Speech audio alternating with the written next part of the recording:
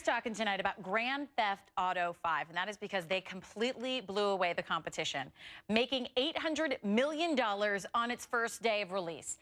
That's way more than the previous record holder, Call of Duty Black Ops 2. And America's talking about the game tonight. It's violent, gritty, and some people call it dangerous.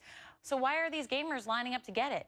Joining us now from Dallas, psychologist Wendy James, and in New York, gamer and writer for BuzzFeed, Joe Bernstein, who, by the way, is just off a 38-hour bender. He just played this game. So, Joe, I'm not going to lie, your eyes are a little bloodshot. You look a little tired.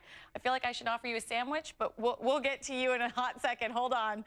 Wendy, I want to start with you because you actually say that this game can be dangerous. What do you think in this game is so dangerous? It's not the game that's dangerous, and you'll be talking to the person. It's how many hours. And statistically, I'll quote Dr. Ferguson. He's a psychologist, and he said statistically, the youth that are violent and shooters play video games. And young people play video games, and so do you. But this is different than Mario Kart. Occasionally. But Wendy, put it in perspective. You can, Joe. Hold on one second, because I want to put it in perspective. I've never played these games, so tell us what's in it that makes it so offensive. Go ahead, Joe. Let me jump in. Okay. I played the game for 38 hours straight. And on the way from 23rd Street up here to your office, I didn't hurt any police people. Yes, that's a fact. But hold on. I just want to get to Wendy and find out what is in this video game that you feel is offensive. The violence of video games, the issue is more important, the realistic of the violence of video games, but more important is how often you play them. Statistically, psychological studies say no more than 13 hours, because more than 13 hours you become isolated, and you're isolated in your own world. So it's not the video games that are bad as much as lack of socialization skills and isolating yourself for a long period of time. Joe's smiling because he completely disagrees. Joe, you just broke the rule. You've been playing for 38 hours. Well, I'd just like to speak to what the doctor said. I think it's true that doing anything for 13 hours at a time, if you're not being paid for it, is probably going to lead to some form of isolation. And I think what we're talking about are kids, and if parents are letting their kids play a game for 13 hours straight, there's probably some bigger issues in the home than the video game. Well, Joe, let me ask you about this, because this is a game where you can shoot up prostitutes. You can walk into a bank with a gun and shoot whoever you want, innocent, guilty, whoever. You have the power to do this, and frankly, it's really realistic. So as an adult, playing this for 38 hours, yeah, you didn't harm anyone, but psychologically, what does that escape from reality do you think? That's interesting. I mean, I think most forms of narrative are an escape from reality, aren't they? I mean, I watch Breaking Bad, but that doesn't mean that I've ever done meth before in my life. So I take your point. I mean, I think obviously video games are interactive in a way that film is not. But I think the truth is it's a very young medium that we don't totally understand yet. Grand Theft Auto 5 is a very, very skillful, very funny game, and I think that gets lost in a lot of the talk. The game is extremely funny and tongue-in-cheek, and I think, you know, in a 3-minute news segment, if you see a clip, I don't know what you showed, but if you showed a clip of, you know, a character shooting people, that's one thing, but it loses the context of the game itself, which is very sarcastic and tongue-in-cheek. Well, and I see what you're saying, Joe.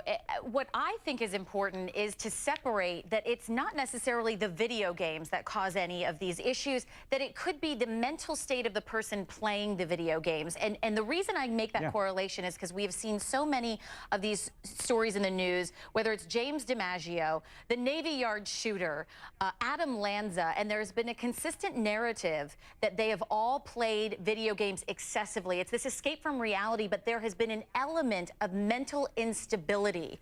Not necessarily the video games, but maybe the video games facilitated that. Wendy, what's your Sure, take but on then that? why aren't you talking about health care and these people's access to mental health? I don't Well, that's why understand I'm why video- asking. That's why I'm asking Wendy that question. Absolutely. And Joe sounds like a healthy adult who's maybe in the business of playing video games, and the video games themselves are becoming more real. And I think it's real important that we make sure our children are not playing the video games in their room, in the family room, and the parents need to interact, maybe play the video games with their children. And what happens is the isolation, where they're playing the games, they're not socializing, they're not doing other activities at school, sports and arts and other activities. So a focus leads to some mental health issues that we're seeing.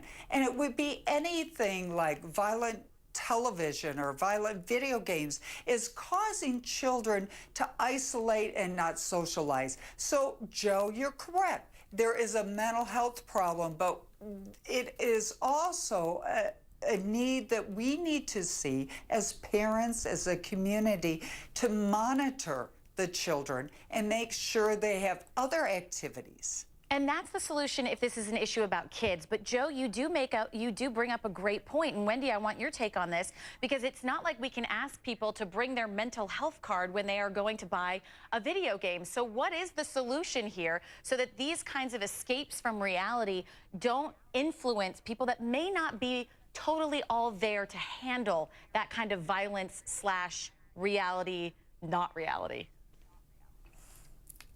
And as a psychologist, I would like to say, we're not going to change technology. It's out there, but we need to be more aware of what is abnormal mental health and check these children younger and get them psychological help. The sooner we can find these children as parents, as schools, as communities, it's usually isolation. Okay. Yeah. Children playing, socializing, weekend, playing video games together. Parents should be is parents and different paying than, attention to what their kids are individual. doing. Real quick, I only have a second. Joe, I just want to get your reaction of Okay. what it's like to go off a 38-hour bender. How you feeling there? It was a week ago, so if you talked to me a week ago, I would have said I was very tired. Oh, then I shouldn't have said you got bloodshot eyes. Maybe you just had fun last night. All right, you guys, thank you so much for being with me. I appreciate it. An interesting conversation. Take care. Okay, thank you very much. Thank you. And yesterday, we told you about an 8-year-old little boy named Ryan. You know, he wrote that letter to Santa asking him to stop bullies from tormenting his